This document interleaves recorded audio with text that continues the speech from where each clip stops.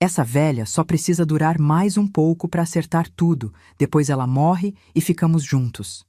Foi isso que eu li no celular do meu marido, enquanto estava internada com pneumonia, com soro no braço, sem conseguir levantar para ir ao banheiro sozinha. A mensagem era da Solange, a amante dele. E antes dessa mensagem havia outra, do meu filho mais velho. Descobri que ele sabia da traição do pai. Estavam esperando eu morrer. Meu nome é Lourdes Aparecida Mendes. Tenho 72 anos. E essa história precisa ser contada. Eu e o Hélio construímos juntos, ao longo de 49 anos de casamento, uma carteira de 17 imóveis em Ribeirão Preto. Casas, salas comerciais, um galpão industrial. Patrimônio de R$ 2.300.000, erguido tijolo por tijolo, com o dinheiro dos dois, com as decisões que eu tomava enquanto ele assinava, com a herança do meu pai que eu coloquei nos primeiros imóveis quando todo mundo disse que era arriscado e eu disse que ia fazer assim mesmo. Tudo no nome dele porque era mais simples assim. Essa foi a decisão mais cara que eu tomei na vida, e levei décadas para entender o preço. A Solange Vieira tinha 53 anos e era a contadora do escritório que administrava nossos imóveis desde 2010. Frequentava nossos jantares de fim de ano. Conhecia meus filhos pelo nome. Eu havia servido café para ela dentro da minha casa mais de uma vez. E enquanto eu estava no hospital com pneumonia tentando respirar, ela estava no celular do meu marido me chamando de velha e planejando o que ia fazer com o meu patrimônio depois que eu morresse. Naquela tarde de março de 2023, o Hélio havia saído do quarto para tomar café no andar de baixo. Saía todo dia naquele horário, sempre com o celular, mas naquele dia havia esquecido o aparelho carregando na tomada da cabeceira. Eu estava com a cabeça virada para o lado pelo travesseiro e o aparelho vibrou 2 vezes. A tela acendeu. Li sem querer. Depois li de novo porque não havia entendido. Depois entendi tudo. Não só aquela mensagem, mas tudo que havia por trás dela. Tudo que eu havia deixado de ver por anos, porque não queria ver.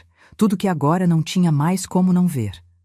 Não chorei, não gritei, não liguei para ninguém. Quando o Hélio voltou 10 minutos depois com 2 cafés e aquela expressão de marido dedicado que ele usava tão bem, eu fechei os olhos e fingi que havia adormecido. Ouvi ele colocar o café na mesinha, pegar o celular da tomada, sentar na cadeira do lado. Ouvi o barulho específico de tela sendo tocada e fiquei completamente quieta, respirando devagar, com aquela mensagem queimando na cabeça. Ele ficou mais 1 hora. Antes de ir, encostou a mão na minha testa, gesto de marido preocupado que me fez sentir uma náusea que não era da pneumonia. Disse que voltava no dia seguinte. Ouvi os passos saindo, a porta fechando, o barulho do corredor voltando. Abri os olhos. Olhei para o teto branco do quarto de hospital e fiz uma lista mental de tudo que eu sabia. Os 17 imóveis, os R$ 2.300.000, a herança do meu pai soterrada no meio de tudo aquilo, a procuração geral que eu havia assinado em 2018 sem ler com atenção. E fiz uma segunda lista do que eu precisava descobrir. 49 anos me ensinaram uma coisa sobre o Hélio. Ele era bom em esconder, mas péssimo em apagar. Sempre deixava rastro. Eu é que havia parado de procurar. Ia procurar agora. Eu não fui criada para desconfiar de ninguém. Fui criada para trabalhar. Nasci em Franca em 1952, filha de sapateiro. Porque em Franca todo mundo tinha alguma coisa a ver com sapato. Era a cidade que calçava o Brasil e que ensinava seus filhos que trabalho honesto é a única moeda que não desvaloriza. Meu pai tinha uma oficina pequena na rua debaixo de casa, cheiro de cola e couro que ficava na roupa o dia todo, e ele anotava cada concerto num caderno de capa preta com aquela letra miúda de quem aprendeu a escrever tarde, mas aprendeu direito. Cada cliente, cada valor, cada data. Número não mente se você não deixar, ele dizia. Aprendi isso antes de aprender tabuada. Minha mãe lavava e passava roupa para fora, e cuidava da casa, e criava os 4 filhos com aquela competência silenciosa de mulher que nunca tem folga, mas nunca reclama porque reclamar não adianta. Aprendi com ela que existem 2 maneiras de lidar com o que é difícil. Você para e espera passar. Ou você trabalha e passa por cima. Ela sempre trabalhava. Eu aprendi com ela. Estudei até o 2º ano do colegial, que era o que era possível naquele tempo, naquela cidade, com aquela renda. Não me ressenti porque não havia o que ressentir. Era a realidade e ponto. O que me sobrava de curiosidade, eu colocava nos livros que pegava emprestado na biblioteca municipal e nos números que eu fazia de cabeça mais rápido do que qualquer colega fazia no papel. Conheci o Hélio em dezembro de 1972, numa festa de fim de ano em Franca. Ele era de Ribeirão Preto, tinha 26 anos, trabalhava como vendedor de materiais de construção numa empresa grande da região e tinha aquele jeito seguro de homem que sabe onde vai e como chegar. Alto, bem falante, aquele tipo de presença que preenche o espaço de uma sala sem esforço aparente. Me olhou do outro lado da festa e veio direto, sem rodeio, sem jogo, o que na época eu confundi com honestidade e que levei décadas para entender que era só estilo. Namoramos 2 anos. Casei em março de 1974, eu com 21 anos, ele com 28, e nos mudamos para Ribeirão Preto, onde a vida toda seria construída. Meu pai havia insistido no pacto antenupcial, comunhão parcial de bens. Bens anteriores ao casamento e heranças ficam separados. Era homem desconfiado por ofício, sapateiro que conserta o que os outros estragam, e havia olhado para o Hélio com aquele olhar de quem avalia material antes de colocar a mão. Assinou a carta de consentimento, mas disse no meu ouvido: "Você assina o pacto, Lourdes. Não custa nada quando a coisa vai bem e vale tudo quando para de ir." Assinei. Na época achei que era precaução desnecessária entre pessoas que se amavam. Meu pai sabia mais do que eu. Os primeiros anos de casamento foram bons do jeito que primeira fase de coisa sólida é boa. Não perfeito, não fácil, mas com aquela consistência de construção que avança mesmo quando o dia é ruim. O Hélio trabalhava muito, eu cuidava da casa e fui formando uma clientela de costuras. Não tinha ateliê, tinha máquina em casa e boca a boca, que às vezes rende mais que placa na porta. A gente juntava o que sobrava do salário dele e o que eu ganhava com as costuras e guardava com disciplina de quem sabe que a reserva de hoje é a oportunidade de amanhã. O Fábio nasceu em 78, a Patrícia em 81, o Renato em 84. 3 filhos em 6 anos, casa pequena, conta justa, e aquela rotina de casal jovem que é exaustão e amor ao mesmo tempo e que você só percebe que foi boa quando já passou. O Fábio sempre foi o mais parecido com o pai, calculista, ambicioso, bom de número do jeito que é bom quem usa número para vantagem própria e não só para entender o mundo. O Hélio adorava isso nele. Desde cedo o levava junto nas negociações, mostrava como funcionava o mercado, tratava como sócio antes de ter idade para ser sócio. O Fábio cresceu com aquela autoconfiança específica de filho favorito. Não arrogância declarada, mas aquela certeza quieta de quem nunca precisou se provar porque o pai já havia decidido que ele era bom. A Patrícia foi para São Paulo fazer odontologia em 99 e nunca voltou a morar em Ribeirão. Construiu vida lá, consultório próprio no Paraíso, divorciou em 2016 e ficou bem assim. Ligava toda semana, visitava nas festas, mandava presente de aniversário sem falhar. Era filha presente à distância, o que tem valor próprio, mas tem também um limite que ela não via, porque estava longe demais para ver. E o Renato? O Renato era o filho que o Hélio havia desistido de moldar em algum ponto do caminho e que havia virado invisível dentro da própria família por consequência. Quieto, do próprio jeito, havia ido para Uberlândia em 2004 trabalhar como representante comercial, casado com a Simone em 2008. Mulher séria, professora de história, que eu havia gostado desde a primeira vez que conheci. Tinham uma vida honesta e discreta que o pai tratava como fracasso de ambição e eu tratava como o filho que havia saído mais parecido comigo. Eu compensava a indiferença do Hélio com atenção extra, com ligações frequentes, com aqueles gestos pequenos de mãe que sabe que um filho está sendo menos visto do que merece.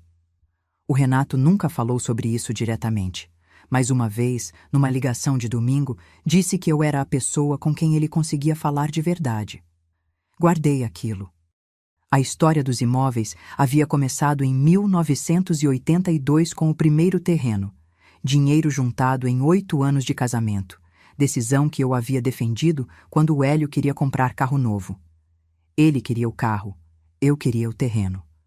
Comprou o terreno porque eu mostrei no papel que rendia mais, e porque quando eu mostro coisa no papel, o Hélio sempre soube que discutir era perda de tempo. Esse foi o primeiro imóvel. Depois veio o segundo, em 86, um sobrado no Jardim Irajá que alugamos por 15 anos antes de vender com lucro considerável e reinvestir. Depois, a primeira casa construída do zero, em 91, projeto que eu havia acompanhado do alicerce ao acabamento porque tinha olho para isso. Porque filho de sapateiro aprende a ver onde o material aguenta e onde cede. Em 1990, a carteira havia crescido o suficiente para precisar de organização contábil, e foi nessa época que o Hélio sugeriu que os imóveis ficassem todos no nome dele para facilitar. Um CNPJ para receber os aluguéis, um contador para administrar. Tudo centralizado. Mais simples assim, ele disse. E eu disse tudo bem, porque éramos a mesma coisa, eu e ele. Ou assim eu pensava. Assinei os documentos de transferência sem entender que estava abrindo mão de algo. Meu pai havia morrido em 96 e já não estava ali para dizer o que achava. Em 98 veio a herança. Meu pai havia deixado a oficina, o imóvel onde ficava a oficina e uma poupança de décadas de trabalho miúdo. Depois do inventário, ficou para mim R$120 mil em dinheiro. O Hélio queria guardar. Eu disse que queria investir nos imóveis. Havia 2 terrenos bem localizados no Campos Elíseos que estavam sendo vendidos por preço abaixo do mercado e que eu acompanhava faz meses. Discutimos por 3 dias. No quarto, eu mostrei a planilha que havia feito com projeção de valorização. Ele olhou, ficou em silêncio, disse que tudo bem. Compramos os 2 terrenos. Em 10 anos valiam juntos quase R$700 mil. O detalhe, que o capital inicial daqueles imóveis havia vindo da herança do meu pai, portanto era bem particular meu pelo regime de comunhão parcial, ficou guardado na minha cabeça como número em caderno de sapateiro. Não achei que precisaria usar. Guardei assim mesmo, porque filho de quem anota tudo. A Solange havia chegado em 2010, indicada por um parceiro de negócios do Hélio. Contadora experiente, escritório próprio no centro de Ribeirão, preço justo, referências sólidas. Eu mesma havia gostado dela na primeira reunião. Direta, competente, sem rodeio. Tinha aquele tipo de profissionalismo que passa confiança. Disse pro Hélio que havia achado boa. Ele concordou com uma naturalidade que eu entenderia melhor apenas 13 anos depois. Ela passou a frequentar os jantares de fim de ano porque o Hélio convidava toda a equipe que trabalhava com a gente. Parceiros, corretores, o engenheiro que acompanhava as obras. Era a cultura que ele havia construído, de tratar parceiro como família. Eu servi café para Solange dentro da minha casa. Ela elogiou meu bolo de laranja numa tarde de dezembro, e eu dei a receita porque era o que se fazia. Em 2015 comecei a sentir algo que não sabia nomear. Não era suspeita com forma definida, era mudança de temperatura, aquele tipo de coisa que você sente antes de entender. O Hélio estava diferente em pequenos detalhes que individualmente não significavam nada, mas que juntos diziam alguma coisa. Mais cuidadoso com a aparência em certas reuniões, mais agitado com o celular, mais distante de um jeito que não era briga, era ausência escolhida. Havia enterrado aquela percepção porque tinha 70 anos de vida construída em cima daquele casamento e porque às vezes é mais fácil não saber do que saber e ter que fazer alguma coisa com o que sabe. Em 2018, o Hélio me pediu para assinar uma procuração geral, documento que eu havia assinado outras vezes ao longo dos anos, que dava a ele poderes para representar os dois em transações imobiliárias. Era o 4º ou 5º documento do tipo que eu assinava desde 92. Assinei sem ler com atenção porque havia confiança de 24 anos de casamento e porque eu estava com pressa naquela tarde, tinha cliente esperando para provar um vestido. Esse foi o documento que ele usaria 5 anos depois para transferir um imóvel para o nome da Solange sem me consultar. Em 2022, o Fábio começou a frequentar mais o escritório do pai em casa. Não o escritório de contabilidade, o escritório no segundo andar onde o Hélio guardava contratos, escrituras, pasta de cada imóvel. Eu havia notado e havia achado natural. Filho aprendendo a gestão do patrimônio que um dia seria herdado. Só no hospital, lendo aquela mensagem, entendi o que o Fábio estava realmente fazendo naquele escritório. Quando recebi alta em abril de 2023, mais fraca no corpo e mais fria na cabeça do que havia estado em anos, o Hélio me levou para casa no carro com aquela solicitude de marido preocupado que agora eu via diferente. Via o custo, via o que havia por trás. Via que aquela mão na minha mão no banco do passageiro era a mão de um homem que achava que sabia como aquela história ia terminar. Não sabia. Tomei 3 decisões silenciosas no carro de volta para casa. Não ia confrontar ninguém ainda. Ia fingir que estava piorando mais do que estava. E ia ligar para o Renato. Fingir que você está piorando quando está melhorando é mais difícil do que parece. O instinto é levantar, limpar a casa, fazer o almoço, voltar a ser a pessoa que você sempre foi. Tive que aprender a resistir a esse instinto todo dia.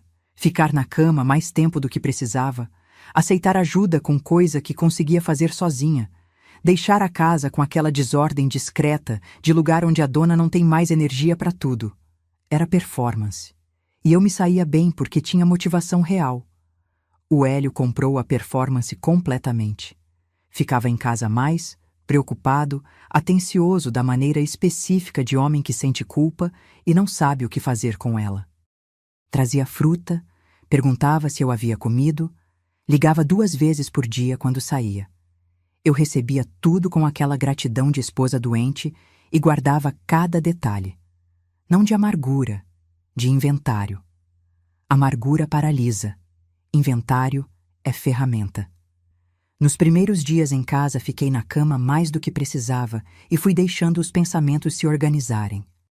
Havia muita coisa que eu sabia de memória, mas que precisava conectar em ordem cronológica. Quando a mudança no Hélio havia começado de verdade, quando o Fábio havia sido incluído, o que cada comportamento dos últimos anos significava relido com o que eu agora sabia. Era como montar um quebra-cabeça que você não sabia que estava montando, porque as peças haviam chegado uma por uma, ao longo de anos, e só fazem sentido quando você vê o quadro completo. O quadro completo era mais feio do que eu havia imaginado no hospital. Liguei para o Renato numa tarde de abril, 2 semanas depois da alta, numa hora em que o Hélio havia saído para uma reunião. Contei tudo em ordem. A mensagem, a Solange, o Fábio. Falei devagar, sem chorar, com aquela clareza que eu havia desenvolvido nas semanas de hospital. Aquela clareza fria que às vezes a dor grande produz quando você não se permite afundar nela. O Renato ficou em silêncio por um tempo, que me disse que estava processando com seriedade, não que estava indiferente. Depois disse, com a voz mais calma do que eu esperava: "Mãe, eu venho aí esse fim de semana." Disse que não precisava vir de urgência. Ele disse: "Eu sei que não precisa, mas eu venho." Veio na sexta à noite, sozinho. Havia deixado a Simone em Uberlândia por enquanto, sem explicar detalhes.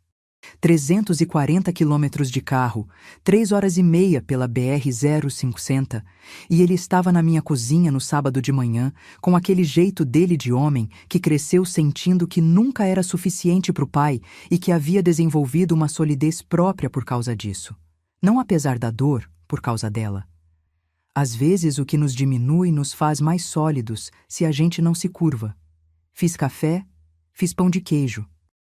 Sentamos à mesa da cozinha, onde ele havia feito dever de escola 30 anos antes, e eu contei tudo de novo, com mais detalhe, com o caderno onde havia começado a anotar desde o 2º dia de hospital. Datas, valores, conversas reconstituídas de memória, comportamentos e o que agora significavam. O Renato ouviu tudo sem interromper, igual a mim. Quando terminei, ficou olhando para o caderno por um momento e disse: Você precisa de uma advogada que o pai não conheça. Não advogado. Advogada. Havia pesquisado antes de vir. Disse o nome: Doutora Fernanda Castilho, especialista em direito de família com escritório em Uberlândia e correspondente em Ribeirão Preto. Renato havia ligado para ela antes de vir, sem dar detalhes do caso, só para avaliar se o perfil servia. Ela havia dito que servia e que quando ele quisesse marcar uma conversa inicial, estava disponível. Fiquei olhando para o meu filho mais novo por um momento, aquele que o Hélio havia descartado, aquele que eu havia compensado em silêncio por décadas com a atenção que o pai não dava, aquele que não havia ganhado nada ficando quieto porque nunca havia tido nada a ganhar. E senti uma coisa que não esperava sentir naquele momento difícil: gratidão limpa. Não do tipo que dissolve a dor, do tipo que ancora. A diferença é grande. Perguntei se ele estava com raiva do pai. Ficou em silêncio por um segundo antes de responder. Disse: Tô com raiva do que ele fez com você, mãe. Do pai eu já desisti de esperar coisa diferente faz tempo. Havia uma dor velha nessa frase. Dor de filho que foi desistido antes de desistir. E eu a ouvi sem tentar consertar, porque às vezes a coisa mais honesta que você pode fazer por alguém é deixar a dor deles existir sem apressar a cura. Nos dias seguintes, comecei minha investigação própria enquanto fingia descansar. Todo dia, entre 2 e 4 da manhã, quando o Hélio dormia com aquela facilidade de quem não tem consciência pesada ou tem, mas aprendeu a ignorar, o Hélio sempre dormiu bem. Era uma das coisas que eu havia invejado nele ao longo dos anos, sem entender que consciência leve é às vezes sinal de ausência e não de paz. Eu descia ao escritório em casa, abria o computador e ficava 2 horas revisando documentos, extratos, contratos, e-mails. A senha do computador eu sabia desde 2015. Ele nunca havia trocado porque nunca havia imaginado que eu usaria, porque em 49 anos de casamento eu nunca havia mexido no computador dele sem pedir, e ele havia interpretado aquilo como desinteresse quando era só respeito. Respeito que ele não merecia, descobri. Não procurava prova de traição amorosa. Prova de traição amorosa eu já tinha gravada na memória. Procurava rastro financeiro. O tipo de rastro que não desaparece porque número não mente se você não deixar, como meu pai dizia. E porque o Hélio havia deixado rastro porque nunca havia imaginado que eu procuraria. A primeira coisa que encontrei foram as transferências. Numa planilha de controle financeiro que o Hélio mantinha desde 2010, planilha detalhada, organizada, que eu havia visto aberta no computador outras vezes, mas nunca havia lido com atenção porque confiança cega não lê o que o outro faz com o dinheiro comum, havia uma coluna chamada Manutenção Especial, com lançamentos mensais regulares de R$ 2.000 desde agosto de 2016. 7 anos. 204 lançamentos. R$ 408 mil no total que eu havia contado errado no hospital, e precisei recontar 3 vezes porque não queria acreditar no número. Não havia nota fiscal correspondente a nenhum desses lançamentos. Havia um número de conta recorrente, sempre o mesmo, toda vez, todo mês, durante 7 anos. Pesquisei o número. Era uma conta em nome de Solange Vieira. Fiquei olhando para a tela por um tempo que não sei medir. A segunda coisa que encontrei foram os e-mails. O Hélio usava o e-mail pessoal no celular, mas o e-mail de trabalho só acessava no computador de casa, e havia ficado logado, como sempre, porque nunca havia imaginado que eu procuraria. Li as trocas dos últimos 3 anos, 7 anos de relação documentados em linguagem que não deixava nenhuma dúvida sobre o que era. Não amizade, não parceria comercial, não nada que pudesse ser reinterpretado. Era o que era. A terceira coisa encontrei em julho. Estava revisando as escrituras digitalizadas. O Hélio havia mandado digitalizar todos os documentos dos imóveis em 2020, trabalho que eu havia achado organizado na época e que agora me dava acesso a tudo sem precisar abrir armário. E ali estava, no arquivo do imóvel número 11 da carteira. A sala comercial de 42 metros no centro de Ribeirão, 45 metros quadrados de área útil, alugada há 8 anos para o mesmo inquilino por R$ 2.800 por mês. Um dos melhores imóveis da carteira pela localização e pela estabilidade do inquilino. A escritura tinha sido atualizada em fevereiro de 2023, um mês antes da minha internação. O nome no documento não era mais Hélio Mendes, era Solange Vieira. Usando a procuração geral que eu havia assinado em 2018, numa tarde em que tinha cliente esperando para provar vestido. Imprimi tudo. A planilha, os extratos identificados, os e-mails mais relevantes, a escritura da sala comercial e os documentos do inventário do meu pai de 98 que eu havia pedido segunda via no cartório ainda no hospital, que provavam que o dinheiro da herança havia financiado 3 dos 17 imóveis. Coloquei tudo numa pasta. Guardei no fundo do armário de roupas de cama, embaixo das toalhas de festa que só saíam no Natal. O lugar mais seguro da casa, porque era o único lugar que o Hélio nunca havia aberto em 49 anos de casamento. Depois fui deitar. O Hélio continuava dormindo. Liguei para a doutora Fernanda Castilho na semana seguinte. Se você chegou até aqui, é porque já sentiu isso. Alguém que deveria ser sua família tratando você como obstáculo. Deixa um like para essa história chegar em quem precisa ouvir que mulher que sabe de número não deixa rastro passar. Se inscreve para não perder o que vem agora. E clica em Hypar. Faz diferença enorme para mim. Me conta aqui embaixo. Você já foi traída por alguém que deveria te proteger? Escreve aí. Porque o que vem agora, o Hélio não esperava. A doutora. Fernanda Castilho tinha 42 anos, voz direta e aquela objetividade de advogada que ouviu história demais para se surpreender com qualquer uma. Na primeira ligação, eu contei tudo em 30 minutos, sem pausa e sem dramaturgia. Só fatos, datas e valores, do jeito que meu pai anotava no caderno. Ela ficou em silêncio por um momento quando terminei. Depois disse: Senhora Lourdes, o senhor Hélio cometeu pelo menos 3 erros graves que trabalham fortemente a seu favor. Vou precisar ver os documentos pessoalmente. Combinamos que o Renato levaria a pasta com tudo numa viagem a Uberlândia. Não enviaria por e-mail, não fotografaria, levaria fisicamente porque documento físico não tem metadado, não tem rastreamento, não tem como o outro lado saber que você tem antes de você querer que saibam. O Renato foi numa 4ª de agosto. Ficou o dia no escritório da doutora Fernanda enquanto ela revisava cada folha. Voltou na 5ª. Me ligou do carro ainda na estrada e disse apenas: Ela disse que é muito sólido, mãe. Muito. Agosto de 2023, inverno em Ribeirão Preto. Aquele frio seco do interior paulista que racha o canto dos lábios e faz a cidade toda andar com casaco mesmo quando o sol aparece forte no meio do dia. Eu acordava cedo e ficava na cozinha com o café quente, o frio entrando pela janela, e ia fazendo a conta que não havia feito em 49 anos de casamento. Quanto daquele patrimônio havia vindo documentalmente de mim? Não o trabalho.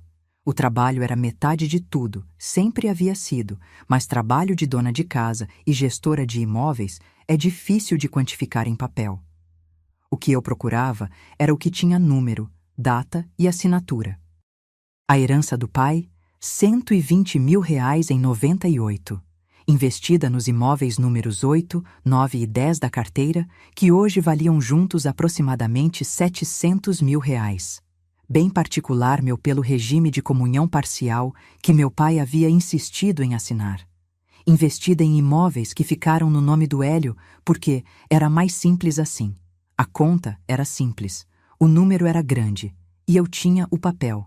Naquela época, a doutora Fernanda me havia orientado a continuar a performance de normalidade e piora.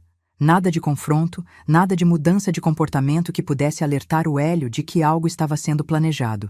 Eu já havia aprendido a performance, estava ficando boa nela. Mas havia um elemento novo que exigiu ajuste. O Fábio havia começado a aparecer com mais frequência, com aquelas visitas sem aviso que nunca haviam sido seu costume, sempre com aquelas perguntas específicas sobre como eu estava me sentindo, Se havia melhorado, se o médico havia dado alguma perspectiva de prazo. Perguntas de filho preocupado com a saúde da mãe ou perguntas de alguém verificando o prazo. A diferença está no detalhe. Filho preocupado pergunta o que o médico disse sobre o tratamento. Quem verifica prazo pergunta quando você acha que vai estar melhor. O Fábio perguntava quando. Respondi tudo com a vagueza certa. Ainda cansava rápido, não havia saído muito. O médico havia dito que ia demorar. Cada resposta era tecnicamente verdadeira. Eu estava mais forte do que demonstrava, mas havia dias que o cansaço era real, e costureira que lida com linha sabe que meia verdade bem colocada segura mais do que mentira inteira.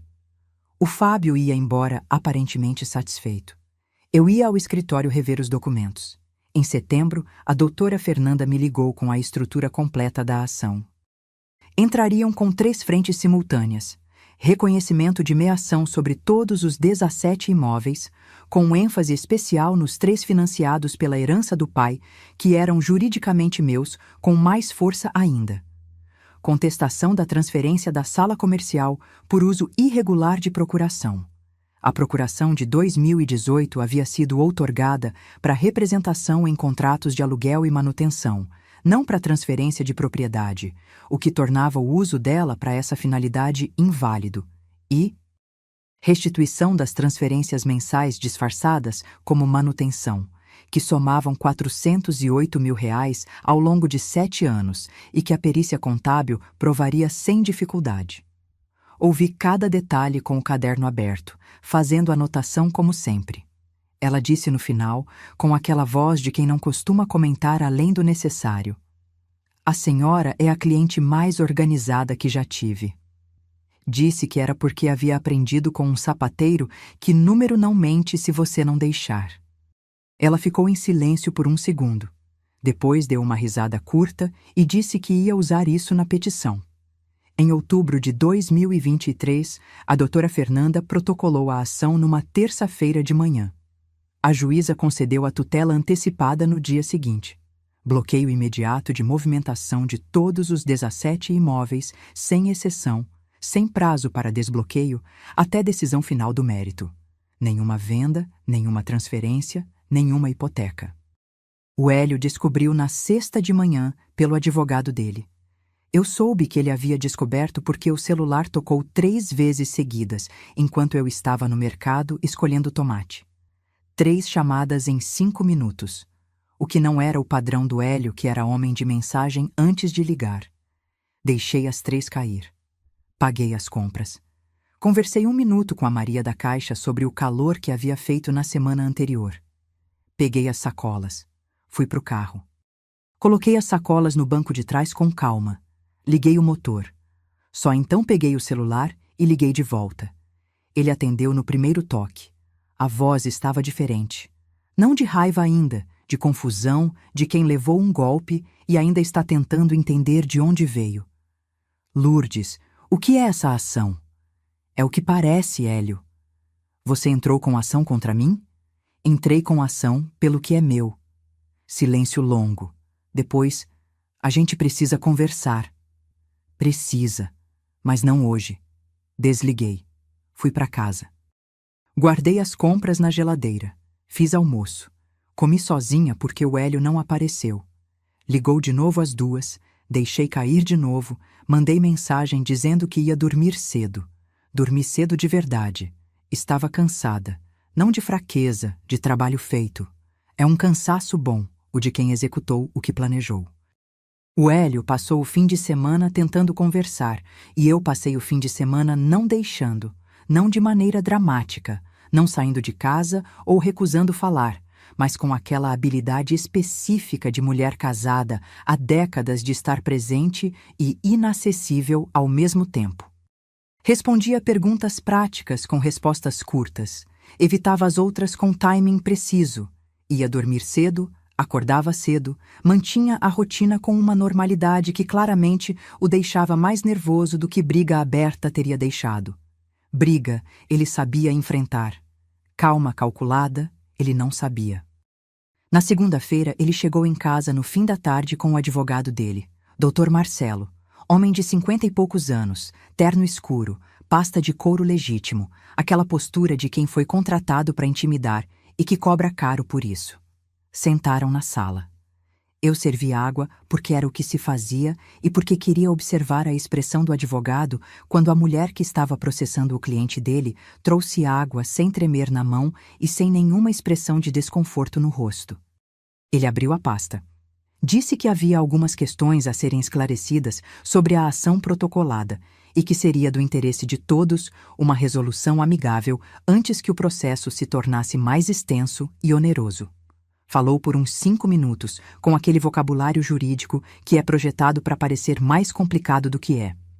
Quando terminou, eu disse apenas: "O meu advogado é a doutora Fernanda Castilho, escritório em Uberlândia, com correspondente aqui em Ribeirão. Qualquer proposta vai para ela primeiro." O advogado olhou para o Hélio. O Hélio olhou para mim. "Lourdes, a gente tem 49 anos juntos." "Eu sei quantos anos a gente tem, Hélio." "Você vai deixar advogado resolver o que é de casal?" "Você deixou contadora resolver o que era de casal. Achei que era o modelo que a gente estava usando." O advogado ficou olhando para a mesa com aquela expressão de profissional que sabe que está no meio de coisa que vai além do trabalho dele e que vai deixar o cliente lidar com isso antes de voltar ao assunto prático. O Hélio ficou vermelho de um jeito que eu reconhecia desde os anos 80. Não de vergonha, de raiva contida de homem que foi pego e ainda encontra dentro de si alguma indignação que não é legítima, mas que é real. Ficou assim por um momento com a mandíbula travada. Depois pediu para o advogado dar licença. O Dr. Marcelo saiu para o corredor com uma educação profissional que indicava que não era a primeira vez que ele saía de sala para deixar cliente resolver briga de casamento antes de continuar a negociação. O Hélio ficou na minha frente. A sala era a mesma sala de sempre. O sofá comprado em 2003, a estante que ele havia montado errado e que eu havia desmontado e remontado certo no dia seguinte sem dizer nada, a foto de casamento na parede que eu havia olhado tantas vezes que havia parado de ver. Agora via. "Quanto você sabe?" "Tudo." "Tudo o quê, Lourdes?" "A Solange. Os 7 anos, os R$ 2.000 por mês que viraram 408.000 ao longo desse tempo. A sala comercial no centro que você transferiu, usando a procuração que eu assinei quando tinha cliente esperando. Os e-mails do computador de trabalho que você deixou aberto, porque não imaginou que eu ia procurar." Fiz uma pausa de 2 segundos, não para efeito, para deixar cada item chegar antes do próximo. "E o Fábio, que você contou em 2021 e que ficou quieto esperando o que ia sobrar." O Hélio ficou completamente imóvel. "O Fábio cresceu igualzinho a você, Hélio." Calcula antes de se posicionar. Eu é que não vi. Ouvi e não quis acreditar porque era meu filho. Olhei para o homem com quem havia dividido 49 anos. Esse foi o erro que dói mais. Não você. O Fábio. Ele abriu a boca. Fechou. Abriu de novo com aquela expressão de quem ainda está procurando a versão da história que funciona melhor, mas está ficando sem versão. Eu não queria que você ficasse sem nada. Mas você queria ficar com tudo. Silêncio. A sala comercial que você transferiu para Solange foi comprada com a herança do meu pai, Hélio.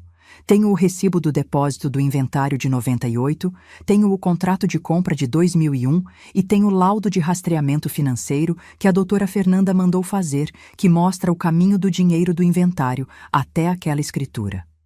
Pausa. Você usou o dinheiro do meu pai para dar imóvel para a amante. Aquilo chegou de um jeito diferente de tudo que eu havia dito antes. Eu via que chegou. Não pela expressão de raiva, que continuava presente, mas por algo embaixo da raiva que se parecia com vergonha real. Não vergonha estratégica de quem calcula o que demonstrar. Vergonha genuína de quem foi confrontado com algo que nem ele mesmo havia olhado de frente até aquele momento. Eu vou pedir o divórcio, ele disse. Eu sei. E eu vou brigar pelo patrimônio na justiça. Eu sei disso também. Me levantei. Fui até a janela da sala. Fiquei de costas por um momento olhando para o jardim que havia plantado em 95. O Hélio havia dito que o quintal ficava melhor cimentado, e eu havia dito que não, que ia plantar, e havia plantado, e a roseira do canto havia crescido mais alta do que qualquer um esperava. Virei.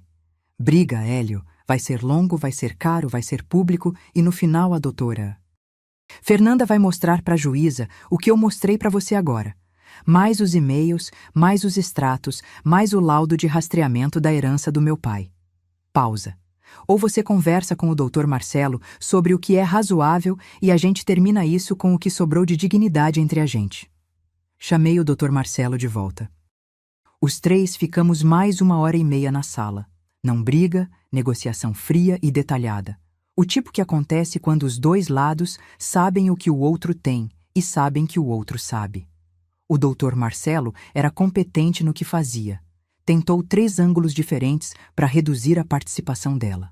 Cada um respondido pela doutora Fernanda, que eu havia colocado na linha antes deles chegarem e que ficou disponível no viva voz do meu celular na minha mão durante toda a reunião. O Hélio olhou para o celular na minha mão no começo da reunião e ficou olhando por 1 segundo, entendendo que eu havia planejado aquilo, que a advogada estava ali desde antes que eles chegaram, que eu sabia que eles viriam e havia se preparado. Vi o momento em que ele entendeu que não estava mais lidando com a esposa que havia assinado procuração sem ler porque tinha cliente esperando. No final, o Dr. Marcelo pediu 1 semana para consultar o cliente com calma. Eu disse que tudo bem. Servi mais água. Eles foram embora. Fiquei sozinha na sala depois que a porta fechou. Olhei para o jardim pela janela. Aquela roseira havia sido plantada por mim numa tarde de setembro de 95, quando eu havia decidido que o quintal era meu e que eu sabia o que queria nele. Havia crescido torta nos primeiros anos, e eu havia deixado crescer, porque às vezes torto é o jeito que coisa forte cresce quando o espaço é difícil. Havia dado flor naquele inverno pela primeira vez em 3 anos. 3 dias depois, o Dr. Marcelo ligou para a doutora Fernanda com a proposta inicial. 50% do patrimônio para Lourdes, divisão igualitária dos 17 imóveis, anulação voluntária da transferência da sala comercial para Solange. Doutora Fernanda me ligou. Ouvi. Fiquei em silêncio por um momento antes de responder. 60%. Honorários do processo inteiro ficam com ele, e o cronograma de transferência das escrituras é definido pela minha advogada, não pela dele. Ela ficou em silêncio por 1 segundo. Depois disse: "Vou transmitir." Voltaram com 60% em 2 dias. A conversa com o Fábio foi na semana seguinte. Eu havia ligado para ele com uma convocação curta e direta. "Preciso conversar com você. Vem aqui sábado." Ele chegou com aquela expressão de filho que não sabe exatamente o que vem, mas suspeita que não é bom. Aquela expressão que eu havia visto no Hélio tantas vezes e que no rosto do filho me doeu de um jeito diferente, mais fundo, mais particular. Sentou na mesma sala, a mesma onde havia crescido, onde havia feito as primeiras contas com o pai, onde havia aprendido a calcular antes de se posicionar. Não joguei documento na mesa. Não havia papel que cobrisse o que o Fábio havia feito. Ele não havia assinado nada, não havia transferido nada, havia apenas ficado quieto e esperado. E às vezes, o silêncio calculado não tem papel que o documente, tem só a pessoa que ficou de pé na sua frente sabendo. Contei o que eu sabia. Quando o pai havia contado para ele, em 2021, o que ele havia respondido, a mensagem que eu havia lido no hospital onde o nome dele aparecia, as visitas com perguntas de prazo que ele havia feito durante os meses da minha performance. Ele tentou explicar 2 vezes. As 2 vezes eu deixei a explicação se completar em silêncio antes de continuar, porque a explicação que não muda o fato não precisa de resposta, precisa de espaço para mostrar o quanto não muda nada. Quando terminei, disse: "Você é meu filho. Você vai continuar sendo meu filho. Mas você ficou quieto enquanto esperava eu morrer para calcular o que ia sobrar. Você sabe disso. Eu sei que você sabe. Então não precisa me dizer que não sabia. Isso seria o 2º erro." Ele ficou com os olhos vermelhos. Não chorou. Disse que havia errado. Disse que lamentava. Disse que havia ficado com medo de se posicionar contra o pai e havia escolhido o silêncio achando que era o caminho do meio.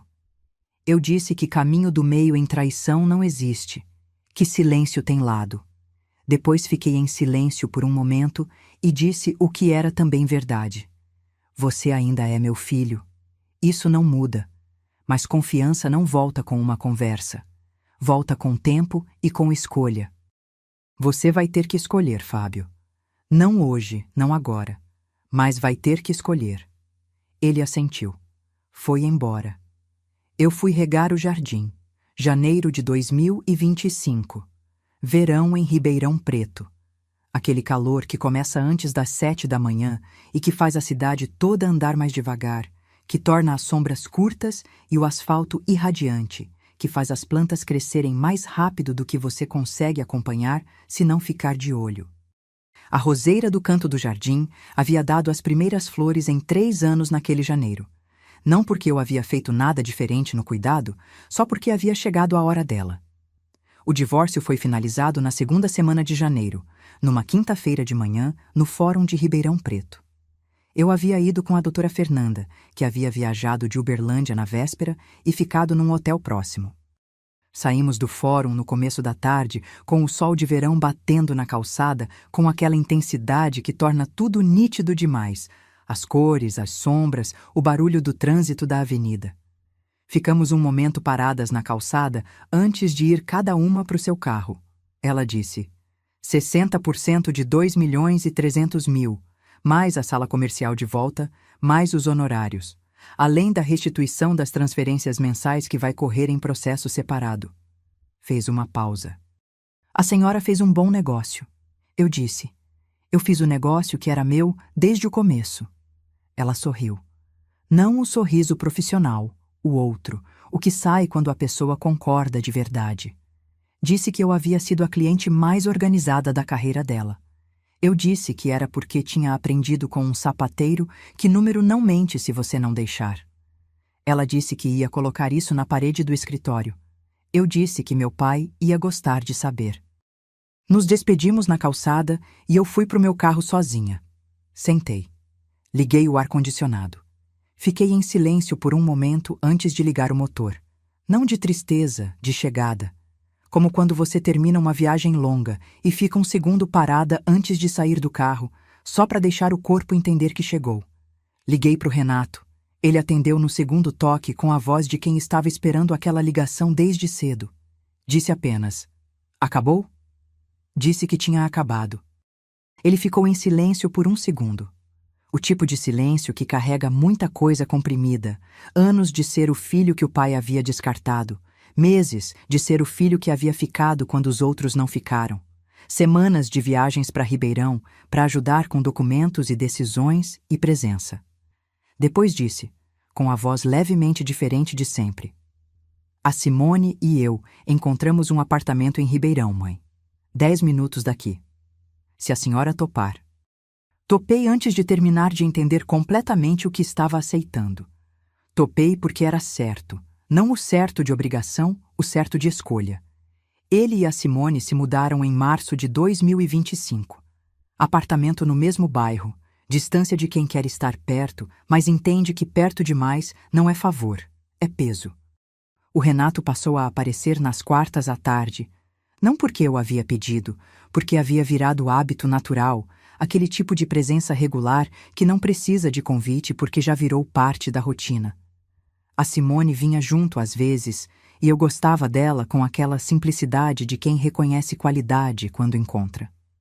A Patrícia havia chegado em Ribeirão 2 dias depois da finalização do divórcio, de SP, com a filha dela e uma muda de roupa para ficar o fim de semana. Ficamos na cozinha até quase meia-noite na sexta. Ela falando, eu ouvindo, e depois eu falando e ela ouvindo. Ela pediu desculpa pelo silêncio. Eu a abracei porque era minha filha e porque abraçar custa pouco e significa muito, mas disse com a voz mais calma que tive em meses. Confiança não volta com desculpa, Patrícia. Volta com tempo e com escolha. Você sabe o que fazer com isso. Ela assentiu do jeito que a Patrícia assente quando entendeu de verdade, não balançando a cabeça, ficando em silêncio com aquela expressão de quem está guardando a coisa no lugar certo. Acreditei nela. Havia razão para acreditar. Do Fábio, eu havia recebido uma mensagem em novembro. Não ligação, mensagem escrita, o que me disse que havia redigido com cuidado e relido antes de enviar como quem escolhe cada palavra, sabendo o peso de cada uma. Dizia que havia errado, que entendia o tamanho do erro, que sabia que ia precisar de tempo e que ia usar esse tempo de forma diferente do que havia usado o anterior. Não respondi de imediato. Fiquei com a mensagem aberta 3 dias antes de escrever de volta. 3 dias não de hesitação, de deixar o que era certo assentar antes de colocar em palavra. Escrevi. Eu sei que você lamentava. Faz tempo para você também, Fábio. Quando você sentir que fez o suficiente, você vai saber. Era tudo que eu tinha honestamente. Era suficiente por agora. Do Hélio não havia muito que não fosse burocrático. O divórcio estava finalizado, as escrituras sendo transferidas dentro do cronograma definido pela doutora Fernanda, os processos de restituição correndo no ritmo da justiça, que é sempre mais lento do que qualquer um quer, mas que chega. Hélio havia se mudado em outubro para um apartamento em outro bairro de Ribeirão. Se a Solange havia ido junto, eu não sabia. Não havia perguntado. Não era mais informação que eu precisava para nada. O que eu precisava estava em ordem. Numa tarde de fevereiro de 2025, com o Renato e a Simone já instalados no apartamento novo e a casa de volta ao ritmo que eu gostava, silêncio quando eu queria, companhia quando eu queria, café na hora que eu queria. Sentei à mesa da cozinha com o caderno onde havia anotado tudo desde o hospital. Virei as páginas devagar. As primeiras anotações eram com letra um pouco menos firme que o normal. Pneumonia ainda no corpo, mão ainda recuperando força. Foram ficando mais firmes a cada semana, mais detalhadas, mais ordenadas. Datas, valores, nomes, estratégia construída madrugada por madrugada, enquanto o Hélio dormia sem saber que a esposa estava 2 andares abaixo, montando o que desmontaria tudo que ele havia planejado. A última página estava em branco. Peguei a caneta. A mesma caneta azul que havia usado desde o hospital, que estava com a tampa gasta de tanto tirar e colocar nos meses de investigação. Escrevi a data. Fevereiro de 2025. E embaixo, com a letra miúda que aprendi com o meu pai sapateiro que anotava cada concerto num caderno igual a esse, encerrado, tudo no meu nome. Fechei o caderno. Fui regar a roseira. 72 anos me ensinaram que mulher que aprendeu a contar com pai sapateiro sabe o valor de cada coisa e não deixa nenhuma passar sem anotar. Que patrimônio construído por 2 mãos pertence a quem trabalhou, não a quem assinou. Que filho que fica quieto no momento errado precisa aprender que silêncio tem lado. E que a pessoa que dorme bem enquanto planeja em cima de você sempre comete o mesmo erro. Acha que você não vai procurar porque nunca procurou antes. Nunca é tarde para abrir o caderno. Nunca é tarde para ligar para o filho certo. E nunca, nunca é tarde para colocar na mesa o número que você guardou. E lembrar a quem esqueceu que mulher que sabe de conta sabe exatamente quanto vale cada coisa. Inclusive, ela mesma. Essa história acabou, mas tenho certeza que vai ficar com você por um tempo. Se ela te tocou, deixa um like. Isso me ajuda a continuar trazendo histórias assim. Me conta aqui embaixo. O que mais te marcou? Foi o É o que parece, Hélio? Foi o Renato chegando de Uberlândia na sexta à noite? Foi o caderno fechado com encerrado, tudo no meu nome? Escreve aí, eu leio cada comentário. Tem muitas outras histórias de mulheres fortes esperando por você aqui. Se inscreve e clica em hypar para não perder a próxima.